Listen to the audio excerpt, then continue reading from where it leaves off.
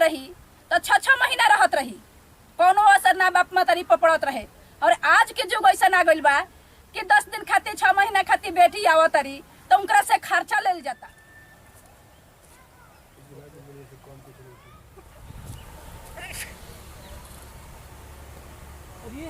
फुआल फुआल फुआल फुआल फुआल फुआल फुआल फुआल फुआल तेरा है माई रे फुआ रहल बारी कची पिछु तेरा है फुआल बारी फुआ मिठाई ले आई फुआ मिठाई ले आई। आई रे करम, अब हम का करी, कहाँ से अब मलामत आइली है दादा, उहो बिना बोलावले।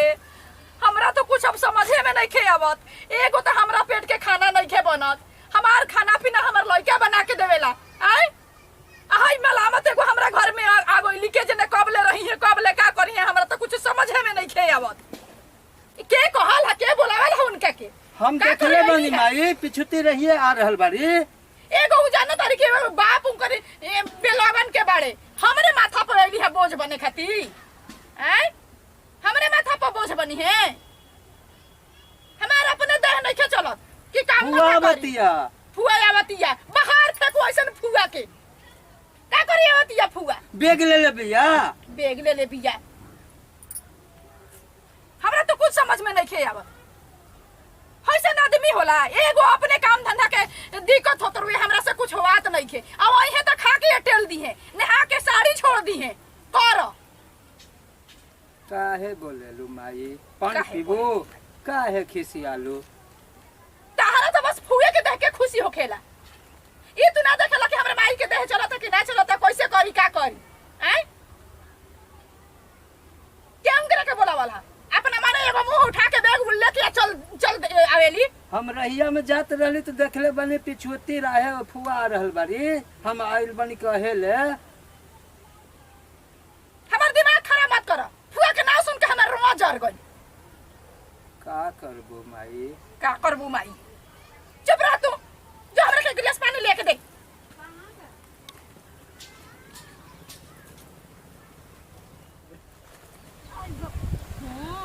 बाप रे बाप पानी दे दे माई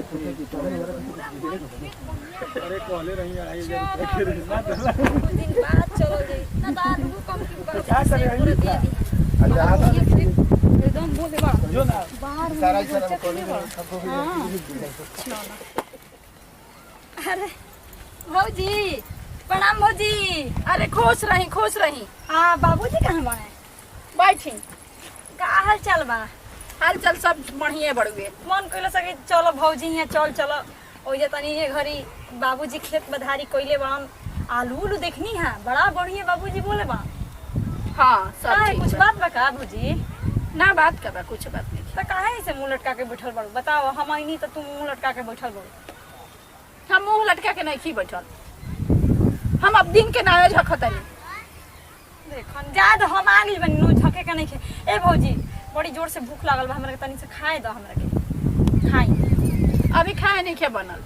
काहे भौजी? अब नाश्ता सुबह बनैनी है, सब कोई नाश्ता कैले बा, अब दोपहर में खाना बने। लो ना इतना कहनी है कि चल चलो सवेर सवेर चलल जाई त का कल जाई। चल आईनी हां बड़ी ले भीड़ आ रहते दा गाड़ी में। दा का बनिया करी? दा। लो माई पानी लो फ्रिज के बा। हाँ फ्रिज के पानी बा दा।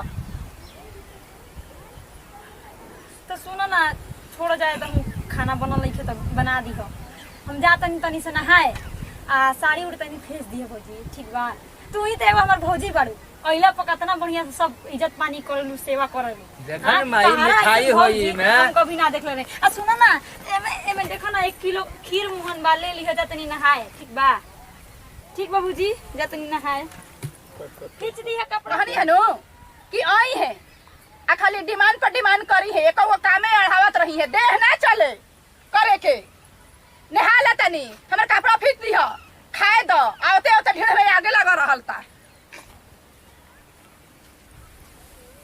क्या है का गई फुआल बारी हां फुआल बारी कहां भी बैठी आ बैठी के आइली ना, आवते आवते बैठी है जा। किसी जगह किया दीही का दी उते आवते आवते कहतरी कि जतरी ने हाय साड़ी खींच दी हो, आवते आवते तुमके ढीड़ में आग लागल बा।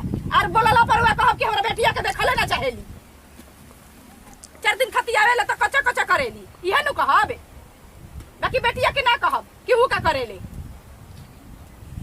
हमारा अपने देह नहीं के चलब अब एगो उनको के खाना बनावा उनको कपड़ा लता फीचा आ बुझाता कि लइको होके के का तो हई एही जे का तो धरी हन अरे बाबूजी प्रणाम बाबूजी जी खुश है का है ए दादा ई कैसन दशा बना लेला अपन हो का है हमारे जाता ही एकदम बुझाता कि ईरान मुसलमान ऐसन बना लेला दशा अपन का हो गई काम कुछ देला है क्या पाहुन कुछ देला क्या हम है नंबर बारे ना पाहुन तो कुछ ना कहलम का बात बताइबो तब नु अरे उनका सब काम को आले रही ना देला का कहत रह देवे के हमरा से कुछ कहले ना आइए ना कहत रह देला हम देला का देला ना हम 1 किलो मिठाई में बा बोल दूसर बात है वो काटा से कहीं 2,500 रुपया एगो बोतल मंगले रही तो पेमेंट ना मिलला पाहुन के त कहां से दिए पैसा जाए तो छोड़ बाद में फिर हम भेजवा अच्छा देब का हो गई बोल का कहते का कहत सब है ठीक ठाक बा नो हां सब ठीक बाबूजी अरे बैठ गोड़ दबा दिन बैठ त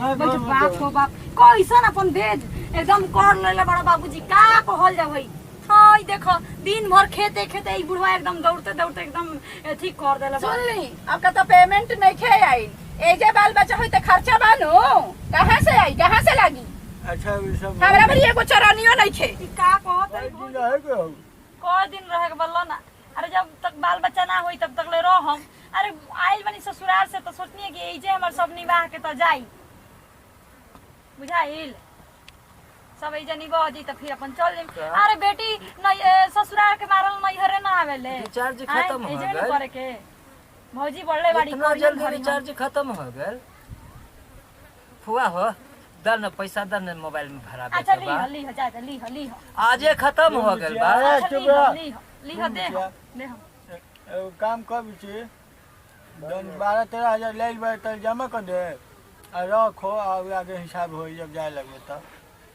जैसे कि महंगाई के जमाना में देखा था इसमें लॉकडाउन से हमारो खेत धरा गई बा तो का जानो तरह कि हम ना देम ऐसा तो बात नहीं है कि हम फ्रीए में रहम आ तू लोग से करवाई भौजी बोलले बड़ी सब हमार हमार देह ना चली जी हत ना करे के तब हम का करम बताओ भौजी एक तोरे और- बनू एगो आसरा क के हम नहीं है जा आए कहां जाई बतिया ले अपन भौजी से बतिया के इनको भौजी से का बतिया ले हमार देह ना चलेला जी हम हत ना हमरा से ना होई न तो इनको 6-7 हजार महीना बांध दे अपन रह अपन अथी कर जौन घटी तौन कही का ई का कहत रे बाबूजी बताओ है एगो तो हम नैहर से मारा ससुराल से मारा नहीं है नहीं है आए कि भौजी हो बड़ी हमार कर दिया सब देखियन सुनियो आए आ तू बड़ा की पैसा की डिमांड करे लगला ई ना सोचला कि बढ़िया से कर दे हाथ छूट जाए आए तो पैसे नु बा जा तो तारा पैसा चाहिए तब ना कौन तो भेजिए भैया- तो से हम भेज दे या कोई फ्री में ना रहेला बुची जन लो तार भौजाइयो भाई त रोज 100 जमा कर लिए जब भोजन पानी बा आ तार माई के पैसा बाकी रहे यही से उनका के नैहर भगा देनी अरे एजा रहे के बा तब चाहे सुन लेनी नु बस। सुन लेनी अरे ऐसे काहे कहत रे बाबूजी हम हम का भौजी करें नहीं किया, महंगाई के समझत जमाना बा हम का करी हम कुछ अब नहीं का कर सकते घर में इहे शासन बा देबू त खइबू ना त तू अपन कता डोरी डंडा उठावो अरे तू तो समझत रू भौजी आए एगो औरत के औरत दुख आए ओ हम दही नहीं तू एले के दुआरी हम का करी जो वती सोरा तो मोरा हमार घर रहते हुए हमरा देवे के पड़ेला अच्छा जाए दो हमर बढ़िया से निभा जाइनो तो हम पाउन से कुल रुपया भेजवा देम तारे लोग के ना भेजवावे बात ना 6-7 हजार जमा करके पूजा कटवा ले आ रह ठीक बा अरे ठीक बा तू लोग के पैसे चाहिए अरे ले लियो जा बाप रे बाप ना जोन ले बे तो जमा कर अरे एगो तो नैहर से ससुराल से मारल लड़की नैहर आवत रही सन कि बाबूजी कम से कम समझियन हाँ बाबूजी तो वही हाल बा पैसे भौजियों के वही हाल बा ए बाबूजी भौजी का कहलिया रात कम से भौजी कम के पीछे हमरा पड़ संभाल दो लोग अरे तो उहे लोग बनू हमरा आस बा हम कोई के का हमारे अरे तोहनी के संभालो सा माई तो नहीं खे माई रही तो जमरी गति है हमारे के तोहनी के संभालो सा हाँ जब माही रही तो कम से कम पूछी ऐसे हमरा के ना छोड़ी पैसा ना कर महंगाई के जमाने में मिला जुला के ना चलबे तो ना होई अभी ना तो रास्ता ना पपन लेकिन ऐसा कोई के ना करे के चाहिए अरे कहीं से घर अरे, द्वार से अरे बेटी आवे तो बाप। इज्जत करे के चाहिए चाहे तो तू लोग के हाथ जोड़ता नहीं कम से कम हमारा संभाल दो लोग ये जमा करबू ना तो सही कहीं अपन खाना के व्यवस्था करो तोहरे के कहा चिंता के। हाँ सुन, अच्छा जा दलो, जौन भइल तौन भइल। अरे कम से कम कहत नहीं कि संभार दलो बस, अब कुछ ना कम एकरा से बढ़ के। समझ जाई, तो चिंता मत कर, तो सब समझ जाई। रहे का कोनो दिक्कत नहीं के। पासबुक अपन जमा कर दे, ऐसे कि तनी हमरो तो मौसी के चंपरास पहुंचावे के बाटे। अच्छा पैसा ठीक बा, वैसा नहीं। जमा कर दे तनी अभी हम तारा के। पैसा के भूखड़ा भइल बड़ा जा, देखनी नु खर्चा बा बस समझ, महंगाई के जमाना बा। अब तक खुद हम घर के पता हो के बुढ़ऊ भी हम जमा करीला जन्नी। और औरा अंसाइला हमरा पर हमरो स्थिति रवा समझे के चाही जन्नी। तो देखी भैया, इहे होता पहले के बूढ़ बुजुर्ग बेटियों से लोग खर्चा लेते रहे, लेकिन ऐसा ना चाहिए। ऐसे ना चाहिए कि बेटियों के तो हक हिस्सा बढ़ुए। कहाँ जाई बेटी, आखिर ससुरा से कष्ट होई बेटी के तो नैहरे में नुआई। तो नैहर के भी लोग के समझे के चाही। तो भैया असही हमनी के साथ है एटीएम चैनल के साथ रुआ बनल रही। आए चैनल पर एक से बढ़कर एक कॉमेडी वीडियो आई, रुआ देखत रही और जम के शेयर करी। नमस्कार, प्रणाम।